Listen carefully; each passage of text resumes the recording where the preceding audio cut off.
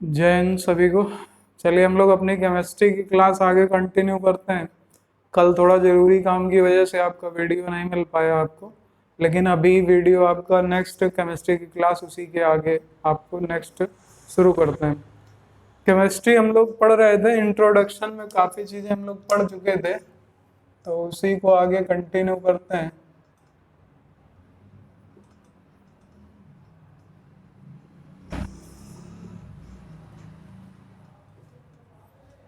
सबसे पहली बात, लास्ट टर्म में जो भी हम लोगों ने पढ़ा था उसको थोड़ा सा रिवाइज कर लिया जाए। जैसे केमिस्ट्री में पहली चीज हम लोगों ने पढ़ी कि केमिस्ट्री शब्द की उत्पत्ति कहाँ से हुई, तो केमिस्ट्री शब्द की उत्पत्ति हुई थी कीमिया शब्द से, जो कि एक ग्रीक वर्ड है। कीमिया का अर्थ क्या होता है?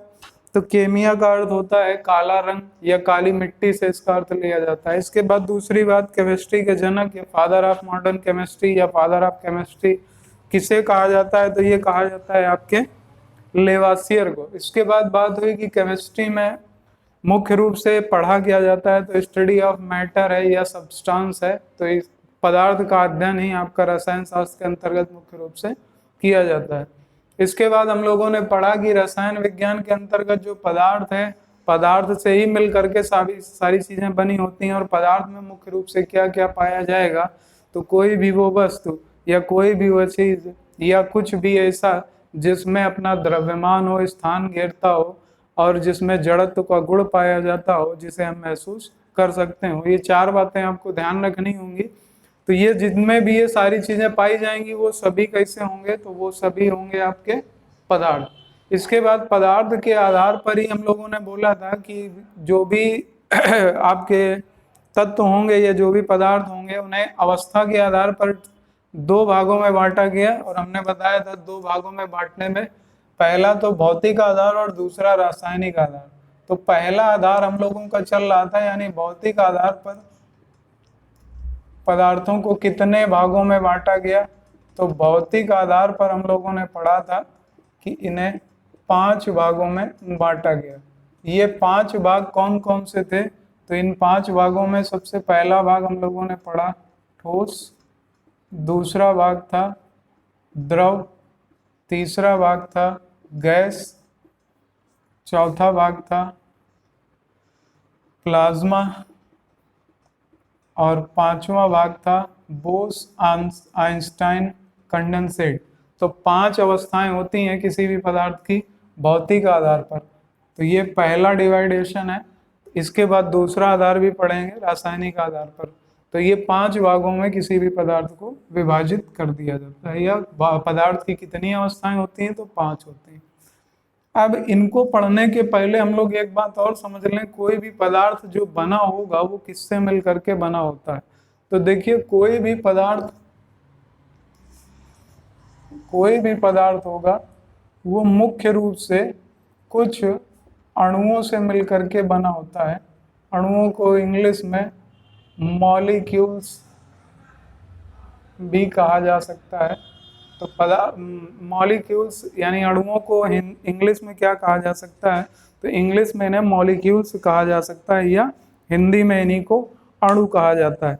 इसके बाद हम लोग बात कर लें कि किसी भी पदार्थ के मिलने पे अणु होते हैं मुख्य रूप से इसको बनाने में। अब ये कैसे कैसे चेंजमेंट आते हैं? तो सबसे पहली बात हम लोग अगर ठोस की करें, तो देखिए ठोस में कोई भी अगर ठोस अवस्था में है कोई भी पदार्थ या कोई भी वस्तु ठोस अवस्था में, तो इसका मतलब है कि उसके अंदर जो भी अणु पाए जा रहे हैं, अणु कुछ इस तरीके से संगठन होता है इनका। अगर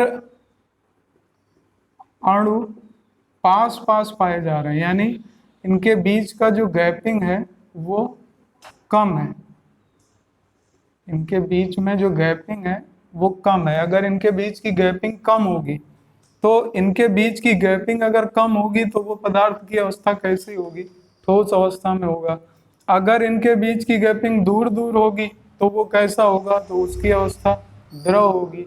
अगर उसकी अणुओं के बीच की दूरी देखी नहीं जा सकती हो या बहुत ज्यादा दूर दूर हो, तो उसकी अवस्था तीसरी होगी, यानी कौन सी होगी? गैस की होगी। तो पहले ये 3 अवस्थाएं देख लेते हैं। तो ठोस वे पदार्थ होते हैं जिनमें अणुओं के बीच यानी मॉलिक्यूल्स के बीच की दूरी बहुत कम होती है। तथा एक बात और इसमें आपको याद रखनी होगी, इन अणुओं के बीच में कुछ बल भी कार्य करते हैं जो इस वस्तु को बांध करके रखने या इसको एक सॉलिड में कन्वर्ट करने के लिए बहुत ज्यादा जिम्मेदार होते हैं। इसमें एक जो पहला बल होता है उसे कहा जाता है आकर्षण बल, जो इन अणुओं के बीच कार्य कर रहा होता है। और एक बल होता है जिसे दूसरा जो इसी का ठीक अपोजिट होता है, इसे कहा जाता है विकर्षण बल। विकर्षण बल। अगर इन दोनों को कंबाइंड में हम लोग बोलें तो इनको कंबाइंड में हिंदी में कहा जाता है अंतराण्विक बल, या इसी को इंग्लिश में बोलते हैं इंटरमॉलिक्यूलर फोर्स।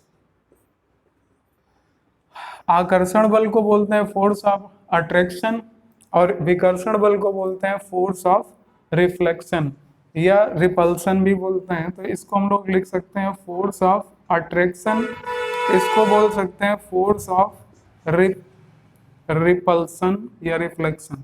तो आकर्षण और विकर्षण, जिनमें आकर्षण और विकर्षण बल जितना अधिक होगा वो वस्तु उतनी ही ज्यादा सॉलिड होती है। और जिनमें ये मुख्य रूप से पाया जाएगा, यानी जिसमें आकर्षण बल की मात्रा अधिक होगी, अणुओं के बीच में आकर्षण बल जितना ज्यादा होगा वो वस्तु उतने ही ज्यादा सॉलिड होती है। जिनमें ये कम होगा, आकर्षण बल कम हो विकर्षण बल ज्यादा हो, तो वो वस्तु अगली अवस्था यानी द्रव और उसके बाद गैस में बदल जाती है। तो इसको जरा नोट कर लीजिएगा आप लोग, फिर हम बताएं इसमें और क्या क्या क्वेश्चन बनते हैं।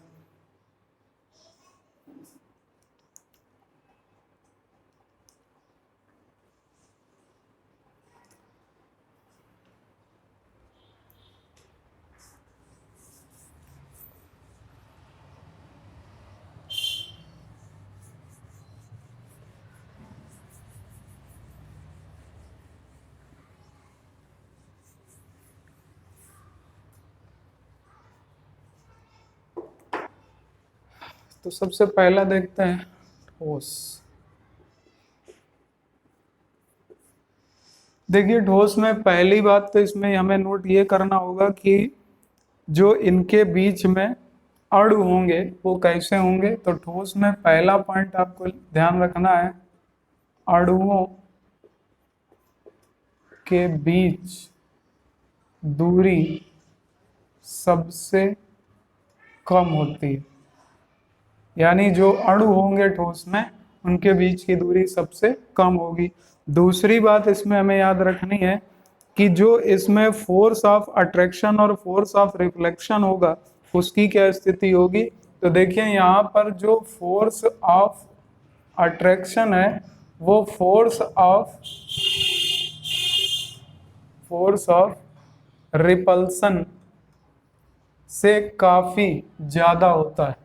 तो यहाँ पर दूसरी बात ये याद रखिएगा कि इसमें आकर्षण बल विकर्षण बल की अपेक्षा, ये इसको क्या बोलेंगे हिंदी में, आकर्षण बल विकर्षण बल की अपेक्षा क्या होगा, अधिक होगा। तो दूसरी बात यहाँ से ये याद रखनी। तीसरी बात कि जो घनत्व होगा इनमें घनत्व कैसा होगा।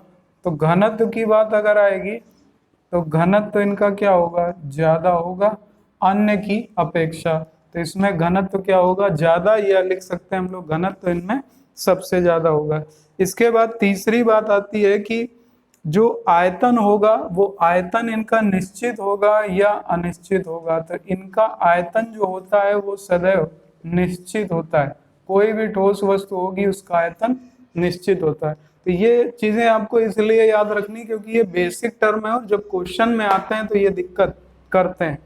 इसके बाद हम लोग अगली बात इसमें क्या याद रखनी है, जब आयतन निश्चित होगा तो इसमें आकार क्या रखना है, ध्यान रखना है, आकार भी निश्चित होगा।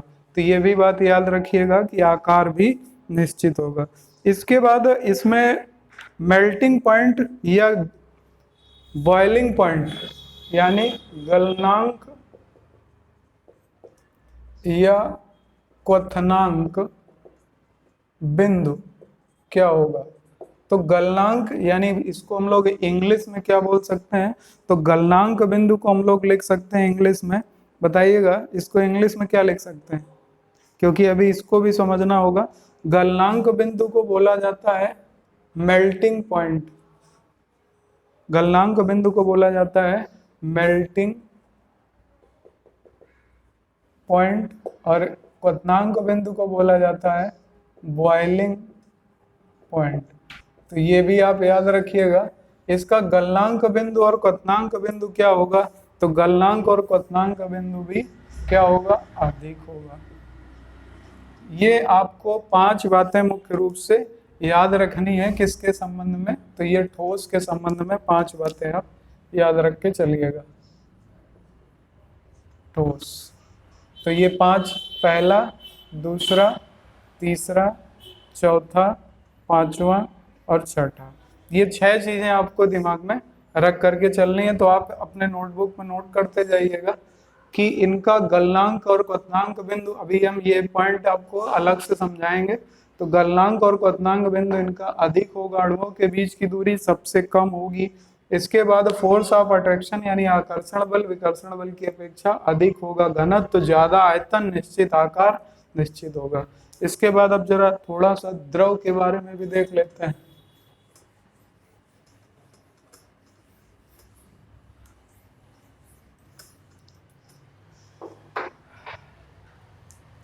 देखिए दूसरा आता है इसमें द्रव। अब द्रव के बारे में अगर हम लोग देखें तो द्रव में हम लोगों को निश्चित रूप से सबसे पहले क्या करना होगा?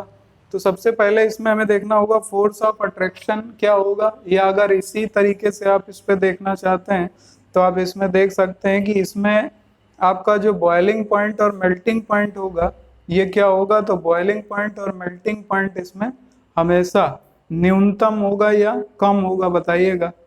तो सबसे पहली बात यहाँ पर देख लेते हैं, मेल्टिंग पॉइंट या बॉइलिंग पॉइंट यानी गलनांक बिंदु या क्वथनांक बिंदु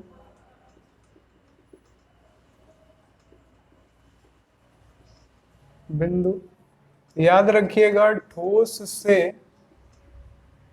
कम होता है, यानी जितना ठोस में होगा उससे इसमें कम होगा द्रव में। इसके बाद दूसरा लिखा हुआ है अणुओं के बीच की दूरी, इसमें कम होती है लेकिन इसमें क्या लिखना होगा? ठोस से अधिक होती है, यानी जो अणु के बीच की दूरी है वो ठोस की अपेक्षा इसमें ज्यादा होगी। इसके बाद तीसरी बात क्या लिखी है? Force of attraction force of repulsion से क्या होता है? ज्यादा होता है। लेकिन यहाँ पर हमें क्या याद रखना होगा?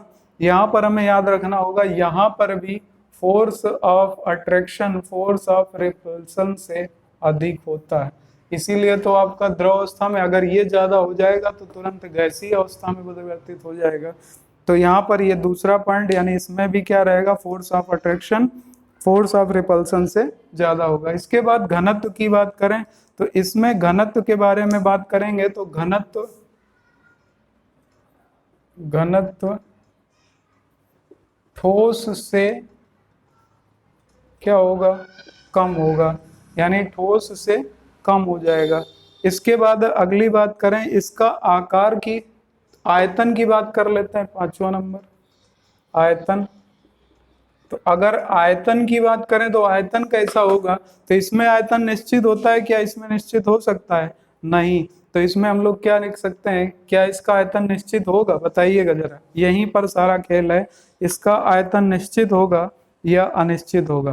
तो यहाँ पर हमेशा याद रखिएगा इसका आयतन निश्चित होगा, क्योंकि अगर पानी 1 लीटर है तो वो 1 लीटर ही रहेगा, वो 1 लीटर से बढ़े घटेगा नहीं, इसलिए इसका आयतन निश्चित होता है।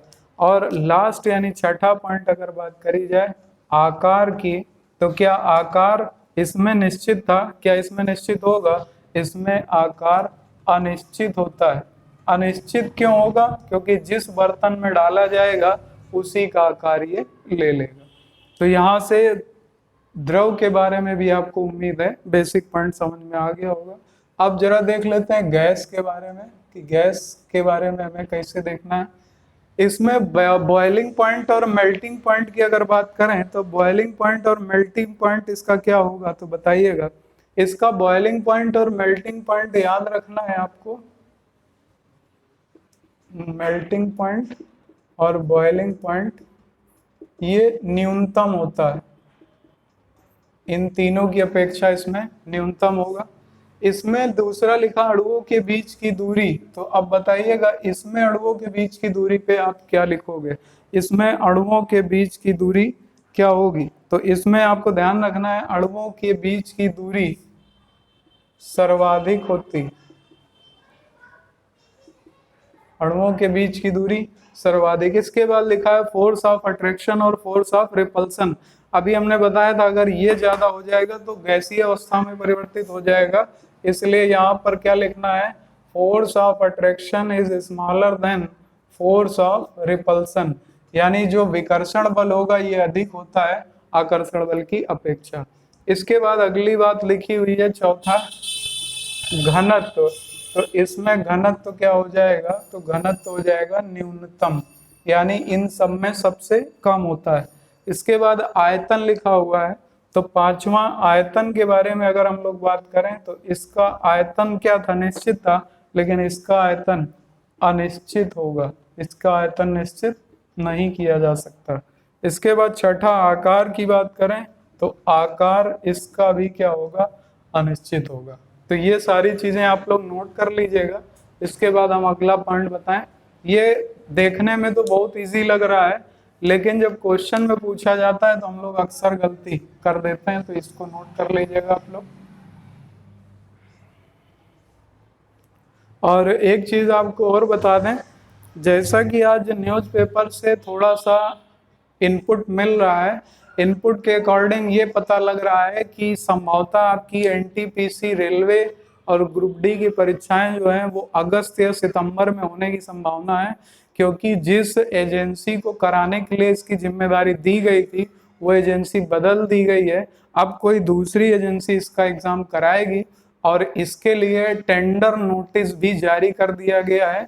चेन्नई रेलवे बोर्ड ने अभी एक टेंडर जारी किया है जिसमें ऑनलाइन भर्ती परीक्षा ये कराने के लिए उसने टेंडर दिया है कि जो भी एजेंसियां हो वो अपना टेंडर दे सकती हैं। तो इससे एक उम्मीद ये बन रही है कि आपकी जो रेलवे ग्रुप डी और एनटीपीसी वाली परीक्षा थी वो संभवतः अगस्त या सितंबर में हो सकती है। इसलिए आप तैयारी में बिल्कुल भी ढीला मत डालिएगा। जो लोग भी अभी जुड़े नहीं हैं उन लोगों को भी बता दीजिएगा कि ये परीक्षा अगर अगस्त सितंबर में हो गई, जैसा कि आप लोगों को मालूम है कि अभी जून में कोई भी शिक्षण संस्थान नहीं खुलने वाला, जुलाई में सभी शिक्षण संस्थान खुलेंगे, लेकिन खुलने के तुरंत बाद भी चीजें उतनी नॉर्मल नहीं हो पाएंगी। तो जुलाई आपका पूरा चीजों को नॉर्मल होने में लग जाएगा, यानी पूरी चीजें नॉर्मल करने में लग जाएगा।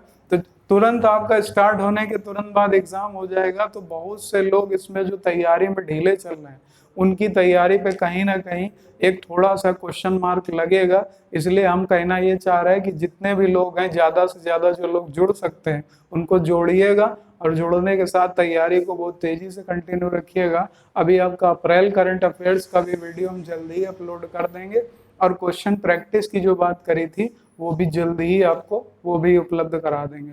तो यहाँ से आप लोग ये स्टडी को अपनी कंटिन्यू रखिएगा। तो नोट कर लीजिएगा जल्दी से, फिर आगे बताएं।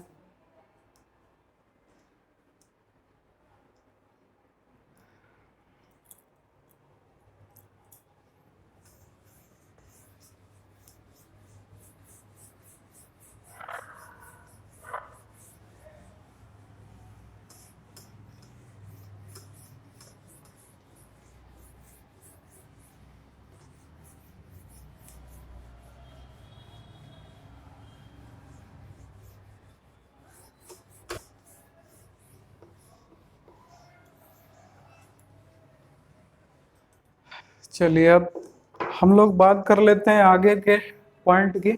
देखिए ये जो तीन अवस्थाएं होती हैं, इन तीन अवस्थाओं में टेम्परेचर का क्या प्रभाव पड़ता है, यानी ताप का क्या प्रभाव पड़ता है किसी भी पदार्थ पर। यानी ताप बढ़ाया जाता है तो क्या फर्क पड़ेगा, और ताप घटाया जाएगा तो क्या फर्क पड़ेगा। इससे क्वेश्चन पूछा जाता है कि यदि किसी ठोस का ताप में वृद्धि कर दी जाए तो उस बिंदु को क्या कहा जाएगा। यदि किसी द्रव का ताप बढ़ा दिया जाए तो वो बदल करके गैसीय अवस्था में परिवर्तित हो जाता है, इस बिंदु को क्या कहा जाएगा।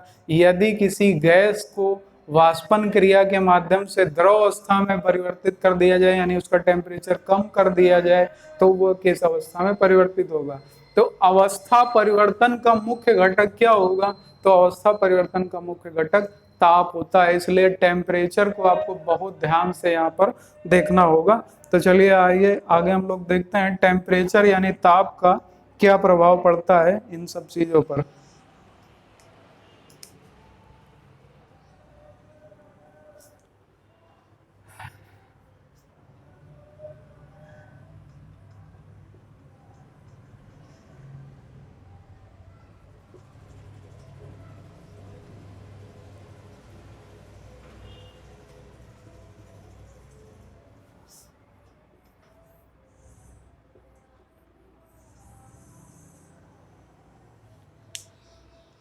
चलिए अब देखते हैं, अगर मान लीजिए कोई ठोस अवस्था में कोई वस्तु है और ठोस अवस्था से इसे द्रव अवस्था में ले जाया गया, तो यानी क्या किया गया होगा, टेम्परेचर इंक्रीज किया गया होगा, यानी ताप में वृद्धि की गई होगी। या हम ये भी बोल सकते हैं यदि किसी ठोस का ताप बढ़ाकर उसे द्रव अवस्था में परिवर्तित किया जाए तो जिस बिंदु पर कोई द्रव, जैसे एग्जांपल में ले सकते हैं यदि किसी बर्फ को गर्म करना या उसका ताप बढ़ाना शुरू किया जाए तो वह बदल करके किस में परिवर्तित हो जाती है, पानी में। तो वह बिंदु क्या कहलाएगा, जो किसी ठोस को ताप बढ़ाने पर पानी की अवस्था यानी जल की अवस्था में परिवर्तित कर देता है। इस बिंदु को ही कहा जाता है गलनांक बिंदु। यहाँ पर नोट कर लीजिएगा, ये बिंदु कहलाता है गलनांक बिंदु, या इसी को इंग्लिश में एक नाम दिया जाता है और इंग्लिश में इसी को कहा जाता है मेल्टिंग पॉइंट।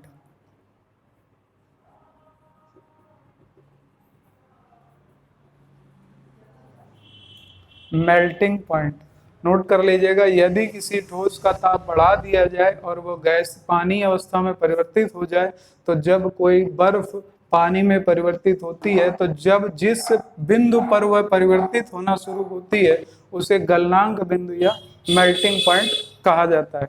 इसके बाद यदि कोई पानी, अब कोई बर्फ था जो पानी की अवस्था में परिवर्तित हो गया, अब पानी की अवस्था में यदि हम इसका टेम्परेचर फिर से इंक्रीज करें तो क्या प्रभाव पड़ेगा। तो यहाँ से देखते हैं, अब हमने मान लीजिए द्रव अवस्था थी और द्रव अवस्था से हमने इसका क्या किया, फिर से टेम्परेचर इंक्रीज कर दिए। तो टेम्परेचर अगर हम लोगों ने फिर से इंक्रीज किया तो फिर से इंक्रीज कर देने पर इस पर क्या प्रभाव पड़ेगा।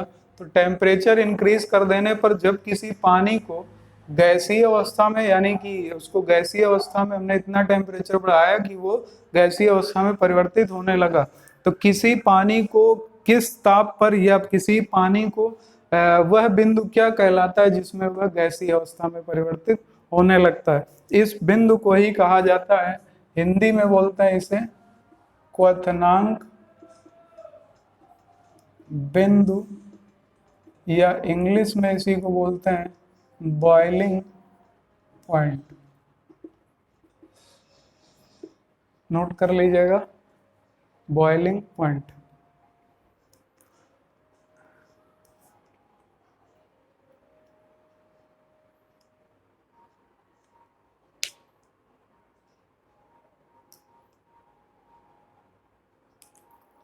अब जरा हमें यहाँ से ये बताइएगा, क्या किसी गैस को डायरेक्ट सॉलिड में आप चेंज कर सकते हो, तो क्या यहाँ पर कोई बिंदु आ सकता है। तो किसी भी गैसीय वस्तु को या गैसीय अवस्था में पानी को हमेशा गैस से पानी में ही, यानी इसी प्रक्रिया से लाया जा सकता है, गैस से सीधे ठोस में नहीं लाया जा सकता। तो याद रखिएगा ये प्रक्रिया यहाँ से नहीं हो सकती, यानी गैस से ठोस नहीं आएगा, हमेशा गैस से पानी में और पानी से फिर ठोस में परिवर्तित होगा। तो एक पॉइंट यहाँ पर ये भी आप याद रखिएगा। इसके बाद अगली बात आती है कि जब कोई भी गैसीय अवस्था में मान लिया पानी परिवर्तित हो चुका है। अब गैसीय अवस्था में परिवर्तित हो जाने के बाद हमने क्या किया, हमने जैसे मान लीजिए किसी भगोने में पानी गर्म किया गया और उसको गैसीय अवस्था यानी वाष्पित होने लगा, उसके ऊपर हमने एक प्लेट रख दी और गैस बंद कर दी। गैस बंद कर देने का मतलब क्या हुआ, टेम्परेचर हमने डिक्रीज कर दिया, और डिक्रीज कर देने के बाद थोड़े समय बाद हम देखेंगे कि वो किस अवस्था में परिवर्तित हो जाएगा, तो वो फिर से द्रव अवस्था में परिवर्तित हो जाएगा। तो जब वो द्रव अवस्था यानी कि वाष्प में या जलवाष्प में बदलने लग जाए, जलवाष्प में बदलता है, तो जब वो जलवाष्प में बदलने लगता है तो इस बिंदु को किस नाम से जाना जाता है, जब कोई वाष्प किसी जल में परिवर्तित हो जाए तो इसी को कहा जाता है ओसांक बिंदु। ओसांक बिंदु या इंग्लिश में इसे बोलते हैं ड्यू पॉइंट। ओसांक बिंदु या ड्यू पॉइंट, इसको भी नोट कर लीजिएगा। अब मान लीजिए हमें इसको फिर से द्रव से ठोस में लाना है, तो द्रव से ठोस में लाने के लिए अब हमें क्या करना होगा, फिर से टेम्परेचर को डिक्रीज करना होगा। और टेम्परेचर मान लीजिए हमने इसको यहाँ से यहाँ पर लाए, द्रव में हो गया, अब द्रव से हमें फिर ठोस में कन्वर्ट करना है, यानी टेम्परेचर क्या करना पड़ेगा, तो डिक्रीज करना पड़ेगा। इस बिंदु को जिसमें कोई द्रव किसी ठोस में परिवर्तित हो जाए, इसे क्या कहा जाएगा, इसे हिमांक बिंदु या फ्रीजिंग पॉइंट कहा जाता है। हिमांक बिंदु या फ्रीजिंग पॉइंट के नाम से जाना जाता है। तो सारी चीजें आपको समझ में आ गई। अब शुरुआत से हम एक बार रिवाइज करा दे रहे हैं आपका। किसी ठोस को द्रव में बदलने के लिए या कोई ठोस द्रव अवस्था में ताप वृद्धि कर देने पर बदलता है, उस बिंदु को जिस पर वह ठोस से द्रव में परिवर्तित होता है क्या कहा जाता है, गलनांक बिंदु या मेल्टिंग पॉइंट।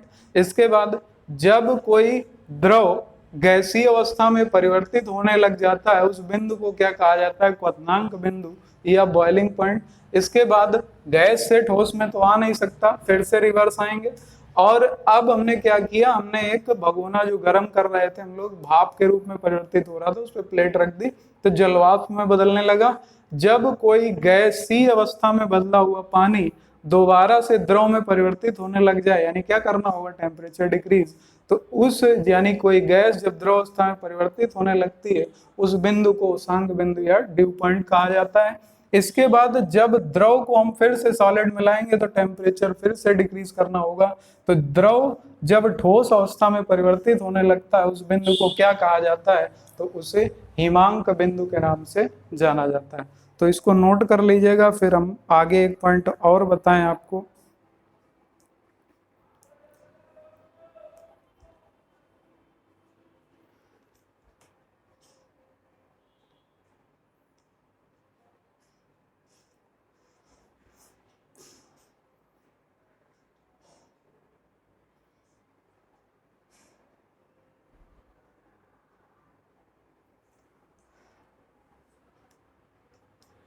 अब कई बार आप लोगों ने सुना होगा कि जैसे कुछ ठोस पदार्थ हैं, उनको गर्म किया जाए या उनके में ताप में वृद्धि की जाए, तो कुछ ठोस पदार्थ ऐसे होते हैं, प्रक्रिया क्या होती है, नॉर्मल प्रक्रिया है कि ठोस से द्रव में जाएगा तभी गैस में जाएगा। लेकिन कुछ पदार्थ ऐसे हैं जिनका में ठोस का टेम्परेचर, ठोस अवस्था में उनका टेम्परेचर यदि हम इंक्रीज करें तो वो द्रव अवस्था यानी इस अवस्था में नहीं जाएंगे, वो डायरेक्टली ठोस से किस में परिवर्तित हो जाएंगे, गैस में। तो इस प्रक्रिया को क्या कहा जाता है, अगर आपसे ये पूछा जाए तो इस प्रक्रिया को कहा जाता है कंडेंसेशन, या हिंदी में इसे कहा जाता है संघनन।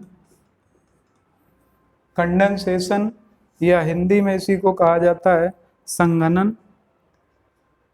इसके बाद इन जो ये पदार्थ होंगे जो ठोस से सीधे गैस में परिवर्तित हो जाएंगे, इन पदार्थों को क्या कहा जाएगा, तो इन पदार्थों को कहा जाता है सब्लिमेट मैटर। याद रखिएगा, मोस्ट इम्पॉर्टेंट क्वेश्चन है कि वे पदार्थ जिन्हें, सबसे ज्यादा यही पूछा जाता है, वे पदार्थ जिन्हें ठोस अवस्था पे गर्म कर देने पर सीधे गैसीय अवस्था में परिवर्तित हो जाएंगे, उन पदार्थों को क्या उन प्रक्रिया को क्या कहा जाता है, तो कंडेंसेशन कहा जाता है या संघनन कहा जाता है, या यहीं पर आपसे कहा जा सकता है कि इसे ऊर्ध्वपातन क्रिया के नाम से भी जाना जाता है। और इस प्रकार के पदार्थों को सब्लिमेट मैटर, या यहीं पर आप चाहो तो लिख लीजिएगा ऊर्ध्वपातन क्रिया होती है ये। और इस प्रकार के पदार्थों को सब्लिमेट मैटर या हिंदी में इन्हें ऊर्ध्वपातज पदार्थ कहा जाता है, ऊर्ध्वपातज पदार्थ कहा जाता है। तो इस प्रकार के पदार्थों को सब्लिमेट मैटर या ऊर्ध्वपातज पदार्थ कहा जाता है। इनके एग्जाम्पल बहुत इंपॉर्टेंट हैं, क्योंकि कई बार आपसे क्वेश्चन पेपर में पूछ लिया जाता है निम्न में से कौन सा ऊर्ध्वपातज पदार्थ नहीं है। तो यहाँ पर हम लोग सब्लिमेट मैटर के कुछ एग्जाम्पल आपके सामने लिखे दे रहे हैं। जैसे एग्जाम्पल में पहला एग्जाम्पल है इसका कपूर, यानी कैम्फर। कपूर को जैसे ही आप टेम्परेचर देंगे वो कभी भी द्रव में नहीं आएगा, वो डायरेक्टली गैस में आएगा। तो वो किस प्रकार का पदार्थ है, तो ऊर्ध्वपातज यानी सब्लिमेट मैटर है। दूसरा अगर यहाँ पर एग्जाम्पल लें तो हम लोग ले सकते हैं नेफ्थलीन। नेफ्थलीन, नेफ्थलीन का मतलब है जो फिनाइल की गोलियां होती हैं, फिनाइल की गोलियों का अगर टेम्परेचर बढ़ाएंगे, वो नेफ्थलीन ही है, उनका टेम्परेचर बढ़ाएंगे तो वो सीधे किसमें जाएंगी, गैसीय अवस्था में। तीसरा इसका उदाहरण ले सकते हैं हम लोग ड्राई आइस। ड्राई आइस, एक क्वेश्चन पूछा जाता है ड्राई आइस का प्रयोग कहाँ पर किया जाता है, ड्राई आइस का प्रयोग कहाँ पर किया जाता है। काफी बार क्वेश्चन पेपर में ये क्वेश्चन पूछा गया, ड्राई आइस का प्रयोग कहाँ पर किया जाता है। दूसरा पूछा जा सकता है कि ड्राई आइस को और किस नाम से जानते हैं, तो इसे ठोस कार्बन डाइऑक्साइड भी कहा जाता है, ठोस कार्बन डाइऑक्साइड भी कहा जाता है। इस ड्राई आइस का प्रयोग कहाँ पर करते हैं, तो याद रखिएगा रेफ्रिजरेटर में यानी फ्रिज में आपका ड्राई आइस प्रयोग की जाती है या ठोस कार्बन डाइऑक्साइड प्रयोग की जाती है। इसलिए प्रयोग की जाती है कि कोई भी वस्तु यदि रखी जाए तो उसे शीघ्रता से वो जमा दे या ठंडा कर दे। आपने कई बार देखा होगा रेफ्रिजरेटर जब आप खोलते हैं अपना फ्रीजर, तो फ्रीजर में आपको एक कोहरा जैसा दिखाई देता है या धुआं ऐसा उठता दिखाई, तो वो ड्राई आइस के कारण ही होता है। तो उसको नोट कर लीजिएगा जल्दी से।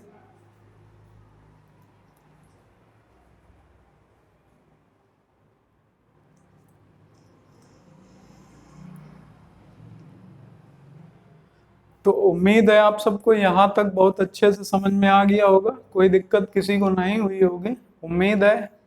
अच्छा, अगर किसी को ना समझ में आया तो वीडियो को फिर से रिपीट करके देख लीजिएगा, ये काफी इंपॉर्टेंट पॉइंट है यहाँ पर।